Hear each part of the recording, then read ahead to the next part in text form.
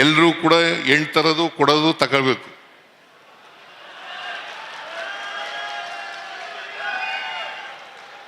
ಹೆಣ್ಣು ತರೋದು ಕೊಡೋದು ಇದೆಯಾ ನಿಮ್ಮಲ್ಲಿ? ಇಲ್ಲ. ಇದೆಯಾ? ನನಗೆ ಯಾರೋ ಹೇಳ್ತಾ ಇದ್ರು ಇಲ್ಲಿ 25% ಮಾತ್ರ ಇದೆ ಅಂತ ಹೇಳ್ತಾ ಇದ್ರು. ಎಷ್ಟಪ್ಪ? 25%?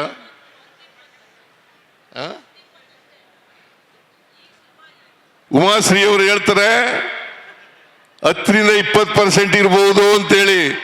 ನೀವು 100ಕ್ಕೆ 100 ಪರಸ್ಪರ ಹೆಣ್ಣು ಕೊಡೋದು ತರೋದು ಮಾಡ್ಕೊಂಡು ಮನುಷ್ಯ ಜಾತಿ ಅಥವಾ ನೇಕಾರ ಜಾತಿ ದೇವಾಂಗ ಜಾತಿ ಅಂತ ಒಂದೇ ಜಾತಿ ಆಗಬೇಕು ಅಂತಕ್ಕಂಥ ಸಲಹೆಯನ್ನು ಈ ಸಂದರ್ಭದಲ್ಲಿ ಕೊಡಲಿಕ್ಕೆ ಬಯಸ್ತಾ ಇದ್ದೆ. ಅಂತಿಮವಾಗಿ ನಾವು ಜಾತ್ಯತೀತ ಸಮಾಜವನ್ನು ನಿರ್ಮಾಣ ಮಾಡಬೇಕು. ಜಾತ್ಯತೀತ ಸಮಾಜವನ್ನು ನಿರ್ಮಾಣ ಮಾಡಬೇಕು. ಆದ್ದರಿಂದ ನಾವು ಜಾತಿ ಹೋಗ್ಬೇಕಲ್ಲ. ಯಾಕೆಂದರೆ ನಮ್ಮ ಜಾತಿ ಇದೆಯಲ್ಲ ಸುಲಭವಾಗಿ ಹೋಗಲ್ಲ. ಜಾತಿ ಇದೆಯಲ್ಲ ಇದು ಜಡತ್ವದಿಂದ ಕೂಡಿರ್ತಕ್ಕಂಥ ವ್ಯವಸ್ಥೆ, ಸಾಮಾಜಿಕ ವ್ಯವಸ್ಥೆ. ಈ ಜಾತಿಗೆ ಚಲನೆ ಇಲ್ಲ. ನಮ್ಮ ಜಾತಿ ವ್ಯವಸ್ಥೆಗೆ ಚಲನೆ ಇಲ್ಲ. ಆ ಚಲನೆ ಇಲ್ಲದಿರೋದ್ರಿಂದ ಜಡತ್ವದಿಂದ ಕೂಡಿದೆ. ಈ ಚಲನೆ ಯಾವಾಗ ಬರ್ತದಪ್ಪ ಅಂತಂದ್ರೆ ಆರ್ಥಿಕವಾಗಿ, ಸಾಮಾಜಿಕವಾಗಿ, ಶೈಕ್ಷಣಿಕವಾಗಿ ಶಕ್ತಿ ಬಂದಾಗ ಮಾತ್ರ ಜಾತಿ ಹೋಗ್ಲಿಕ್ಕೆ ಸಾಧ್ಯ ಆಗ್ತದೆ. ಇದನ್ನ ನೀವು ಬೆಳೆಸ್ಕೊಳ್ತಕ್ಕಂಥ ಪ್ರಯತ್ನವನ್ನು ಮಾಡಬೇಕು. 100ಕ್ಕೆ 100 ಇವತ್ತು ಸಾಕ್ಷರತೆ ಎಷ್ಟಾಗಿದೆಯಪ್ಪ ಅಂತಂದ್ರೆ 76% ಆಗಿದೆ. ಮಹಿಳೆಯರಲ್ಲಿ ಇನ್ನೂ ಕಡಿಮೆ ಇದೆ, 70ಕ್ಕಿಂತ ಕಡಿಮೆ ಇದೆ. ಆದ್ರಿಂದ ಎಲ್ಲರೂ 100ಕ್ಕೆ 100 ಸಾಕ್ಷರರಾಗಬೇಕು. 100ಕ್ಕೆ 100 ನಾವು ಸಾಕ್ಷರತೆಯನ್ನು ಕಂಡ್ರೆ ನಾವು ಜಾತಿ ಹೋಗ್ಲಿಕ್ಕೆ ಸಾಧ್ಯ ಆಗ್ತದೆ. ಆರ್ಥಿಕವಾಗಿ, ಸಾಮಾಜಿಕವಾಗಿ ಶಕ್ತಿ ತುಂಬತಕ್ಕಂಥ ಕೆಲಸ ಆಗ್ತದೆ. ಈ ಸಂಘಟನೆ ಬೆಳೀಲಿ, ಶಕ್ತಿಯುತವಾಗಿ ಬೆಳೀಲಿ ಅಂತೇಳಿ ಹಾರೈಸ್ತೇನೆ. ನಾನು ರಮೇಶ್ ಅವರೇ, ಶಕ್ತಿಯುತವಾಗಿ ಬೆಳೆಸಿ. ಇವೆಲ್ಲ ಸಬ್ಶಕ್ತಿಗಳಿದ್ದಾವಲ್ಲ, ಸಬ್ ಕಾಸ್ಟ್ಗಳಿದ್ದಾವಲ್ಲ, ಅವೆಲ್ಲ ತೆಗೆದಾಕಿ, ಎಲ್ಲನೂ ತೆಗೆದಾಕಿ. ಒಂದು ಇರಬಾರದು. ಎಂಥದೋ ಪದ್ಮಶಾಲಿ ಅಂತ ಇರೋದು, ಇನ್ನೊಂದು ಯಾವುದೋ ಎಂಥದಮ್ಮ ನಿಮ್ಮ ಜಾತಿ ಸಬ್ ಕಾಸ್ಟ್ಗಳು.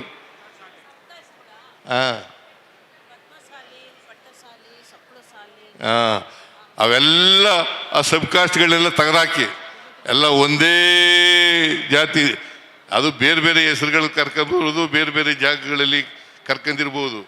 ನಿಮ್ಮ ಬಾಗಲಕೋಟೆ, ಬೆಳಗಾಮು, ಮೈಸೂರು, ಬೆಂಗಳೂರು ನಗರ ಇಲ್ಲೆಲ್ಲ ಜಾಸ್ತಿ ಇರ್ತಕ್ಕಂಥದ್ದು. ನೀವು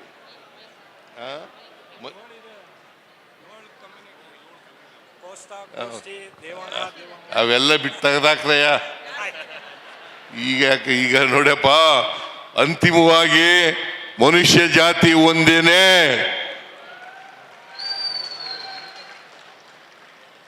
ಮನುಷ್ಯ ಜಾತಿ ಒಂದೇನೆ. ಈಗ ಜಾತಿ ವ್ಯವಸ್ಥೆಯನ್ನು ನಾವು ಮಾಡ್ಕೊಂಡಿರೋದು ಸ್ವಾರ್ಥಕ್ಕೋಸ್ಕರ ಮಾಡ್ಕೊಂಡಿರ್ತಕ್ಕಂಥದ್ದು, ನಮ್ಮ ಸ್ವಾರ್ಥಕ್ಕೋಸ್ಕರ ಮಾಡ್ಕೊಂಡಿರ್ತಕ್ಕಂಥದ್ದು. ಚತುರ್ವರ್ಣ ವ್ಯವಸ್ಥೆ ಯಾರು ಮಾಡಿದ್ರು? ನಾವು ಮಾಡಿದ್ವಾ? ಯಾರೋ ಹಿಂದೆ ಪೂರ್ವಿಕರು ಮಾಡಿದ್ದಾರೆ. ಹಾಗಂತೇಳಿ ಅಪ್ಪ ಹಾಕಿದ ಆಲದ ಮರದಲ್ಲಿ ನೇತಾಕೊಂಡು ಇರಬೇಕಾ? ಸಂವಿಧಾನ ಹೇಳಿರೋದು ಯಾಕೆ ಹೇಗಾಗಿದ್ರೆ? ಸಂವಿಧಾನ ಬಾಬಾ ಸಾಹೇಬ್ ಅಂಬೇಡ್ಕರ್ ಅವರು ಸಂವಿಧಾನ ಬರೆದಿರೋದು ಯಾಕೆ? ಈ ಸಂವಿಧಾನ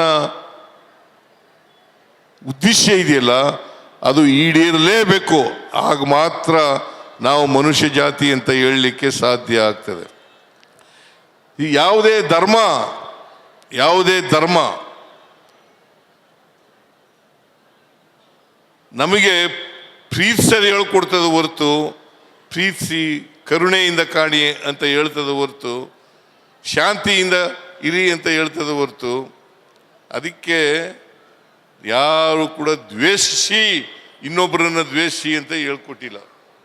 ಸಂವಿಧಾನ ಹೇಳೋದು ಸಹಿಷ್ಣುತೆ ಸಹಬಾಳ್ವೆ, ಸಹಿಷ್ಣುತೆ ಸಹಬಾಳ್ವೆ ಇದನ್ನು ರೂಢಿಸ್ಕೊಳ್ತಕ್ಕಂಥ ಕೆಲಸವನ್ನು ಎಲ್ಲ ಜಾತಿಯವರು ಜನಾಂಗದವರು ಕೂಡ ಮಾಡಬೇಕು ಅಂತಕ್ಕಂಥ ಮಾತುಗಳನ್ನು ಈ ಸಂದರ್ಭದಲ್ಲಿ ಹೇಳಲಿಕ್ಕೆ ಬಯಸ್ತಾ ಇದ್ದೇನೆ.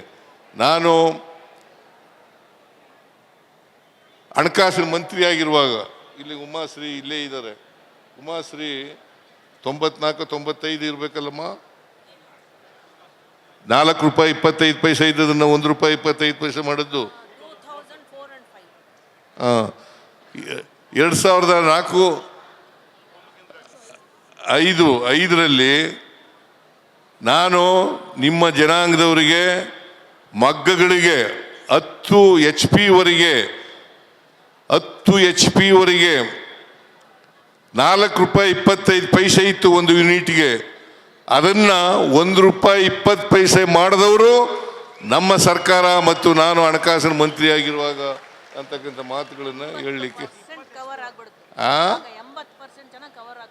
ಆಗ ಸುಮಾರು 80% ಜನರಿಗೆ ಕವರ್ ಆಗಿತ್ತು. ಅದಾದ ಮೇಲೆ ಈಗ 10% ಅವರಿಗೆ ಉಚಿತವಾಗಿ 10 HP ವರೆಗೆ ಉಚಿತವಾಗಿ ನಮ್ಮ ರವೀಂದ್ರ ಇಲ್ಲೇ ಇದ್ದಾನೆ ಕಲಬುರಗಿ. ಏನಪ್ಪ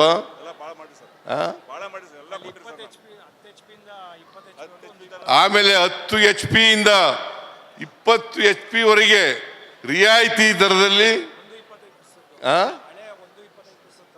1.25 ಪೈಸೆ ತರನೇ ನೀವು 20 HP ವರೆಗೆ 1 ರೂಪಾಯಿ 25 ಪೈಸೆದವರೆಗೆ ವಿದ್ಯುತ್ ಶಕ್ತಿ ಬಿಲ್ಲನ್ನು 1 ರೂಪಾಯಿ 25 ಪೈಸೆ ಒಂದು ಯೂನಿಟ್ಗೆ ಕೊಡಬೇಕು ಅಂತಕ್ಕಂಥ ಮಾಡಿದದ್ದು ನಮ್ಮ ಸರ್ಕಾರ.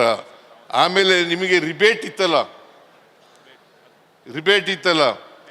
ಆ ರಿಬೇಟನ್ನು 10% ಇದನ್ನು 20% ಮಾಡಿಕೊಟ್ಟೆ. ರಮೇಶ ಹೇಳ್ಬೇಕು ನೀನು ಇದನ್ನೆಲ್ಲ.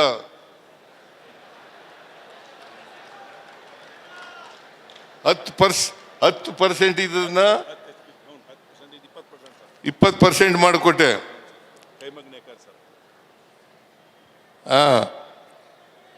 ಆಮೇಲೆ 0% ಬಡ್ಡಿನಲ್ಲಿ 5 ಲಕ್ಷದವರೆಗೆ ಸಾಲ, 5 ಲಕ್ಷದವರೆಗೆ ಸಾಲ ಕೊಡ್ತಕ್ಕಂಥ ಕೆಲಸವನ್ನ